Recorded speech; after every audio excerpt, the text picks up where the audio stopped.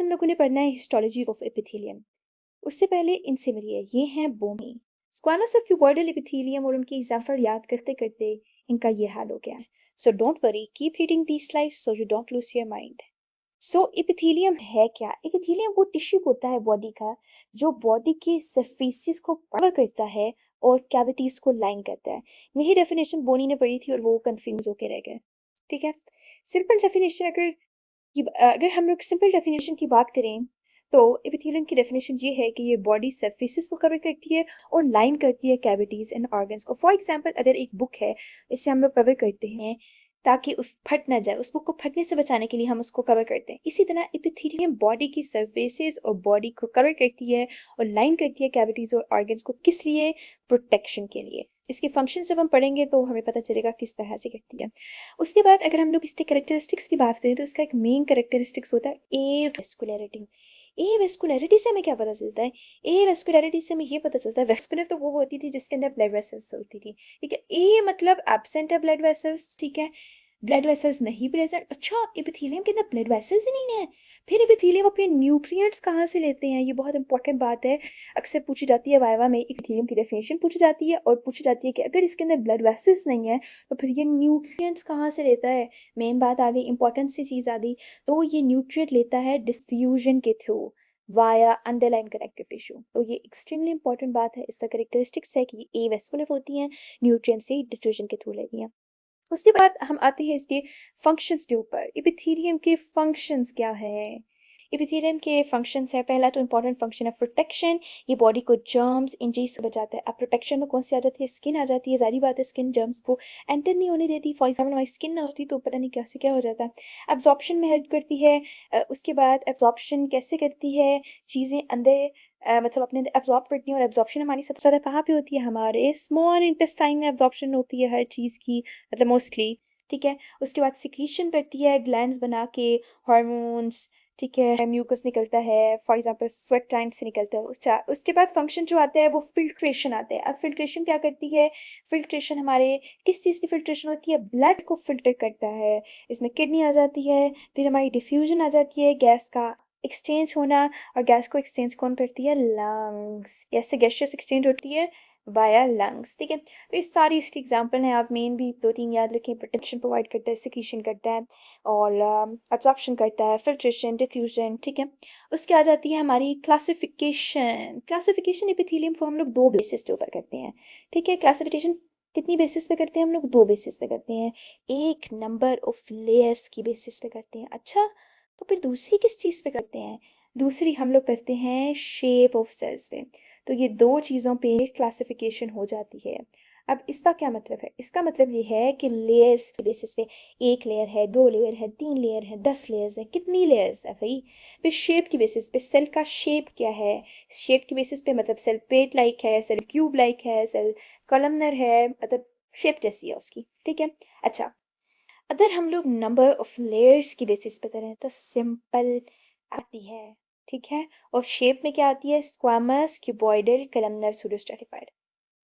हम लोगों ने बात की कि हम क्लासिफिकेशन दो बेसिस पे करते हैं, एक नंबर ऑफ लेयर्स पे और एक शेप ऑफ सेल्स पे। नंबर ऑफ लेयर्स में आ जाती है सिंपल और स्ट्रेटिफाइड। सिंपल मतलब सिंगल, आपने याद रखना है, सिंपल लोग अक्सर सिंगल होते हैं तो आपने याद रखना है। और स्ट्रेटिफाइड मतलब सेवरल लेयर, मल्टीपल लेयर। तो ये तो नंबर ऑफ लेयर्स पे हो गई। शेप पे कैसे होती है? शेप इसकी स्क्वामस है, क्यूबॉइडल है, कलमनर है, सिंगल स्ट्रेटिफाइड है, ट्रांजिशनल है।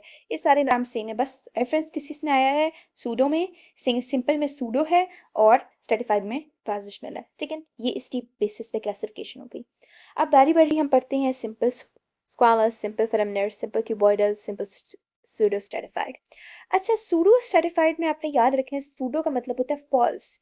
तो ऐसे सेल्स जो अपनी फॉल्स अपीयरेंस देते हैं, मतलब होते तो सिंगल है लेकिन ऐसे नजर आता है कि वो स्ट्रेटिफाइड है, ठीक है। और ट्रांजिशनल एपिथेलियम से तो आप लोगों का एमसीक्यूज बनता ही बनता है, बहुत ज्यादा इंपॉर्टेंट है। क्या बनता है? ये ट्रांजिशनल एपिथेलियम में सेल्स की शेप कैसी होती है? तो ट्रांजिशनल एपिथेलियम में अम्ब्रेला लाइक सेल्स होते हैं। तो ये एमसीक्यूज बनता है, बहुत ज्यादा इंपॉर्टेंट चीज है। अब हम बारी बारी इन सबको पढ़ लेते हैं। हमारे पास आती है सिंपल स्क्वामस एपिथेलियम, ठीक है। सिंपल स्क्वामस एपिथेलियम में क्या होता है कि फ्लैट सेल्स होते हैं, हमने पहले पढ़ चुके हैं। और इनका जो न्यूक्लियाई होता है ना, वो फ्लैट न्यूक्लियाई होता है, याद रखना है। तो हम स्लाइड्स देखते हैं तो हमें इस बात का पता होना चाहिए कि कैसा न्यूक्लियाई है। ठीक है। इसका फ्लैट न्यूक्लियाई होते हैं और उनका फंक्शन क्या होता है, ये रैपिड डिफ्यूजन में इन्वॉल्व होते हैं। किस लिए इन्वॉल्व होते हैं, रैपिड डिफ्यूजन में। तो आप लोगों ने याद रखना है सिंपल स्क्वामस जो होते हैं फ्लैट सेल्स होते हैं, ठीक है। फ्लैट सेल्स है तो फ्लैट ही न्यूक्लियाई है, ठीक है। और इनका फंक्शन क्या होता है, ये रैपिड डिफ्यूजन में इन्वॉल्व होते हैं। तो आपके जहन में एक आ जानी चाहिए कि डिफ्यूजन क्या चीज़ करती है, लंग्स करती है, तो इसकी एक तो एग्जाम्पल लंग्स बन गई, ठीक है। अच्छा, निमोनिक आपने इसकी एग्जांपल्स को याद रखने के लिए पढ़ना है लैब। आप लोगों को पता होगा लैम्प क्या होता है, ठीक है। लैम्प तो सबको पता होगा, L for lungs, A for एलएलआई, एम फॉर मीजोथेलियम, बी से ब्लड वेसल्स। अच्छा, पता क्या होता है, इसकी एग्जांपल्स को आप लोगों ने अच्छे से करना है क्योंकि आपका जो पेपर आता है उसमें इतनी बड़ी हिस्ट्री दे देती है। एक पेशेंट है, उसको ये मसला है, ये पूरी कहानी दे दी जाती है और एंड पे पूछा जाता है कि उसके लंग्स में कोई मसला है, उसकी डिफ्यूजन नहीं हो रही है, तो फिर आपसे पूछा जाता है कि इसने इपिथीलियम कौन सा है, लंग्स के अंदर इपिथीलियम कौन सा है। पूरी स्टोरी देख के एक मेन बात होती है लंग्स के अंदर इपिथीलियम कौन सा है, और उस टाइम आप पूरी स्टोरी देख के इतना बड़ा सिनेरियो देख के आप डर जाते हैं, आपको पता नहीं चलता लंग्स में कौन सा होता है इपिथीलियम, तो मिक्स हो जाता है। तो आपने सारों की निमोनिक्स याद रखनी है, उससे आपको पता होगा। अब जिस तरह लैम्प, लैम्प से याद रखना है lungs, alveoli, mesothelium, bismuth membrane. तो सिंपल स्क्वामस के एग्जाम्पल्स में ये चार आती हैं, ठीक है। और जो लंग्स है ना, वो पेपर में बहुत ज़्यादा पूछा जाता है कि लंग्स के अंदर कौन सा एपिथेलियम है, ठीक है। तो लंग्स के अंदर सिंपल स्क्वामस एपिथेलियम है, ये बहुत ज़्यादा इंपॉर्टेंट है, ठीक है। फिर आ जाते हैं हमारे पास सिंपल क्यूबॉइडल। सिंपल क्यूबॉइडल में क्या होता है, सिंपल क्यूबॉइडल में क्यूब लाइक सेल्स होते हैं, राउंड सेंट्रल न्यूक्लियाई होता है, और ये सेल्स एक्टिव होती हैं सिक्रीशन और एब्जॉर्प्शन में। अच्छा, सिक्रीशन और एब्जॉर्प्शन में, तो आपको इसकी डेफिनेशन से पता चल रहा है इसके अंदर थायराइड फॉलिकल्स आएंगे और डिस्टल प्रॉक्सिमल किडनी ट्यूब्यूल्स आएंगी, ठीक है। लेकिन लंग्स तो आती ही आती है, लंग्स की एपिथेलियम कहीं लिख के याद कर लो कि इसमें सिंपल स्क्वामस एपिथेलियम है, ठीक हो गया। अच्छा, उसके बाद आते हैं सिंपल कलमनर, मतलब कॉलन और रेक्टेंगुलर सेल्स होते हैं, ओवल बेसल न्यूक्लियाई होता है, बेसल न्यूक्लियाई मतलब बॉटम पे न्यूक्लियाई होता है, ठीक है। अच्छा, और ये सेल्स हाई एब्जॉर्प्शन जोन्स में होते हैं, वहाँ भी प्रेजेंट होते हैं जहाँ पे एब्जॉर्प्शन हो रही होती है। अच्छा, अब एब्जॉर्प्शन से आपके जहन में आ तो जाना चाहिए कि एब्जॉर्प्शन हमारी कहाँ कहाँ हो रही है, हमारी स्टमक और इंटेस्टाइन में हो रही है, तो आपको खुद ही पता चल जाना चाहिए डेफिनेशन से कि हमारी एब्जॉर्प्शन कहाँ हो रही है, कहाँ होनी चाहिए, तो उससे आपको पता चल गया। फिर आते हैं सूडोस्टेटिफाइड। सूडोस्टेटिफाइड ऑलरेडी बता चुकी हूँ कि ये फॉल्स अपीयरेंस शो करते हैं, होते सिंगल हैं लेकिन डबल फिगर पे शो होते हैं, ठीक है। इसमें आ जाती है नोज, ट्रैकिया, ब्रोंकाई, ये सारे आ जाते हैं सूडोस्टेटिफाइड कलमनर एपिथेलियम के अंदर। फिर हम आ जाते हैं अपने स्ट्रेटिफाइड के अंदर। इसके अंदर पहला आ जाता है स्ट्रेटिफाइड स्क्वैमस एपिथेलियम, ठीक है, ये मैंने शॉर्ट फॉर्म लिखी है, ठीक है। अच्छा, इसके अंदर फ्लैट लाइक सेल्स होती हैं और इनका फंक्शन क्या होता है, ये हमें प्रोटेक्शन प्रोवाइड करते हैं, ठीक है, फ्रॉम फ्रिक्शन और जर्म्स। अच्छा, ये जो हमारा स्ट्रेटिफाइड एपिथेलियम है ना, ये डिवाइड हुआ होता है। एक हमारे पास आता है नॉन कैरेटिनाइज्ड स्ट्रेटिफाइड एपिथेलियम, और दूसरा हमारे पास आता है कैरेटिनाइज्ड स्ट्रेटिफाइड एपिथेलियम, ठीक है। अच्छा, फिर हम बारी बारी इनकी एग्जांपल्स देख लेते हैं। बात करें हम लोग स्ट्रेटिफाइड स्क्वामस एपिथेलियम की, दो टाइप्स आती हैं, फर्दर डिवाइड हुआ होता है नॉन कैरेटिनाइज्ड स्ट्रेटिफाइड एपिथेलियम में और कैरेटिनाइज्ड एपिथेलियम में। नॉन कैरेटिनाइज्ड की बात करें तो इसके अंदर हमारा एसोफेगस आता है, ठीक है, वेजाइना आता है, मतलब वेट एरियाज जहाँ पे हमारी कैरेटिन नहीं होती, ठीक है। स्किन के अंदर होती है ना कैरेटिन, जहाँ पे कैरेटिन नहीं होती, मतलब वेट एरियाज, गीले जगह, जैसे oesophagus, vagina. Keratinised epithelium skin में आता है, फॉर एग्जांपल ड्राई एरियाज, ठीक है, या हम लोग कह सकते हैं जिन वो एरियाज जिनके ऊपर डेड टफ लेयर होती है, ठीक है। तो कैरेटिनाइज में स्किन आता है और नॉन कैरेटिनाइज में एसोफेगस आती है। दोबारा एक्सप्लेन करती हूँ कि स्ट्रेटिफाइड स्क्वामस एपिथेलियम में नॉन कैरेटिनाइज्ड एपिथेलियम आता है और कैरेटिनाइज्ड। नॉन कैरेटिनाइज्ड में वो एरियाज जो गीली होती हैं, वेट होती हैं, जैसे एसोफेगस और वजाइना, और कैरेटिनाइज्ड में स्किन जिनके ऊपर ड्राई एरियाज होता है और डेड टफ लेयर होती है, ठीक हो गया। फिर हमारे पास आती है स्ट्रेटिफाइड, ये यहाँ पे भी लिखा हुआ है, कैरेटिनाइज्ड होती हैं और नॉन कैरेटिनाइज्ड होती हैं। कैरेटिनाइज्ड में एसोफेगस और वजाइना आ जाता है और नॉन कैरेटिनाइज्ड में एपिडर्मिस और स्किन आ जाती है। यहाँ तक क्लियर हो गया। उसके बाद जो हमारी सेकंड आती है ना, वो हमारी है स्ट्रैटिफाइड कलमनर एपिथेलियम। अच्छा, कलमनर एपिथेलियम, तो नाम बच्चों सारे सेम हैं, बस यहाँ पे स्ट्रैटिफाइड मतलब डबल लेयर या मोर देन सेवन लेयर्स आ रहे हैं। अच्छा, टॉप लेयर सेल्स होती हैं, इनकी शेप टॉल कलमनर लाइक होती हैं और इनकी जो एग्जांपल्स होती हैं ना, वो बड़ी इंपॉर्टेंट होती हैं। इसके अंदर आता है पार्ट ऑफ मेल यूरिथ्रा। अच्छा, अब आप लोगों ने याद रखना है जो फीमेल जो वजाइना है वो कहाँ आया है, वो हमारे स्ट्रेटिफाइड स्क्वामस में आया है, ठीक है। और कौन से पार्ट में आया है, नॉन कैरेटिनाइज्ड वाले में, ठीक है। और मेल यूरेथ्रा आ रहा है स्ट्रेटिफाइड कॉलमनर एपिथेलियम में, जो टॉल कॉलम शेप सेल्स होंगे, ठीक है। और लार्ज डक्ट्स प्रेजेंट होती हैं कुछ ग्लैंड्स की, ठीक है। ये दो आए हैं। स्ट्रेटिफाइड कॉलमनर में क्या आ रहा है, पार्ट्स ऑफ मेल यूरेथ्रा इस एग्जांपल के, और लार्ज डक्ट। एग्जांपल आएगी, इतना बड़ा क्वेश्चन आएगा, पूरा सिनारियो दिया हुआ कि मेल यूरेथ्रा में कौन सी एपिथेलियम प्रेजेंट है, तो आपने स्ट्रेटिफाइड कॉलमनर एपिथेलियम पे जाना है, ठीक है। फिर हमारी आ गई है ट्रांजिशनल एपिथेलियम, जिसे यूरोथेलियम भी कहते हैं।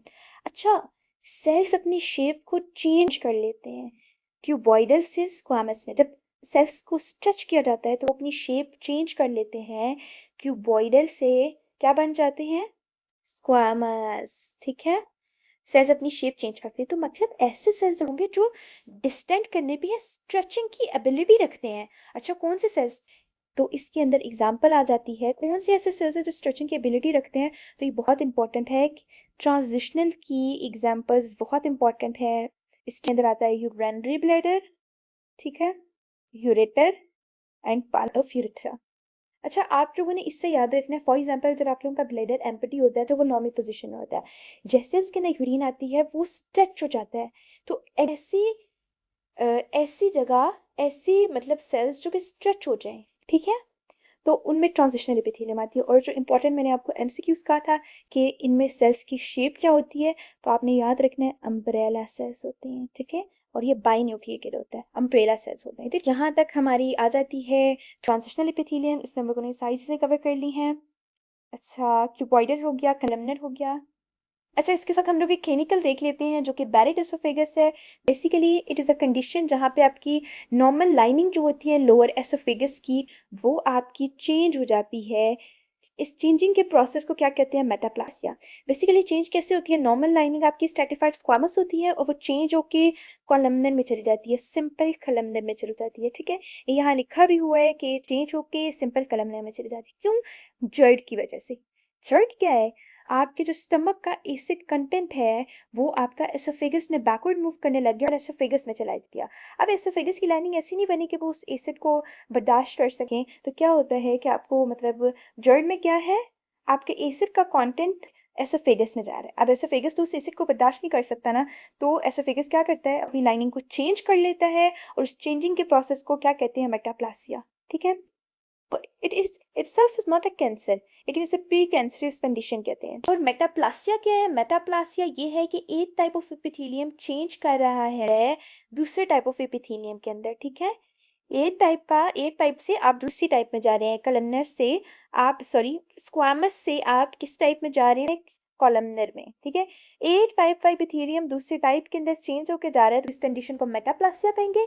क्यों जा रहे हैं, जर्ड की वजह से स्टमक का जो एसिड कंटेंट है वो कहाँ जा रहा है, एसोफेगस के अंदर, ठीक है। और एसोफेगस अपनी लाइनिंग को चेंज कर रहा है स्ट्रैटिफाइड स्क्वामस से सिंपल कॉलमनर एपिथेलियम की कर रहा है। और ये सिंपल कॉलमनर कहाँ पे होती है, इंटेस्टाइन के अंदर होती है, ठीक है। तो this is all about epithelium, ठीक है। ये कुछ एमसीक्यूज हैं और वाइवा क्वेश्चंस हैं, आप लोग पढ़ सकते हैं। लाइक आप लोगों ने याद रखना है एपिथेलियम का एक मेन कैरेक्टर एवस में, ये वाइवा के लिए बहुत इंपॉर्टेंट है, कभी कभी एमसीक्यूज भी बन जाते हैं। और ल्यूमिन ऑफ ब्लड वेसल्स में कौन सा एपिथेलियम होता है, सिंपल स्क्वामस एपिथेलियम होता है। आपने लंग्स के अंदर कौन सा एपिथेलियम है, ये आप लोगों ने याद रखना ही रखना है, कुछ भी हो जाए ये आपको भूलना नहीं चाहिए, ठीक है। और आपने याद रखनी है ट्रांजिशनल एपिथेलियम में सेल्स की शेप कौन सी होती है, ठीक है, अम्ब्रेला लाइक सेल्स होते हैं, ठीक है। रिस्पिरेटरी ट्रैक और बाकी ये सारी चीज़ें हैं, ठीक है। अगर आपको वीडियो अच्छी लगी है तो don't forget to subscribe my channel.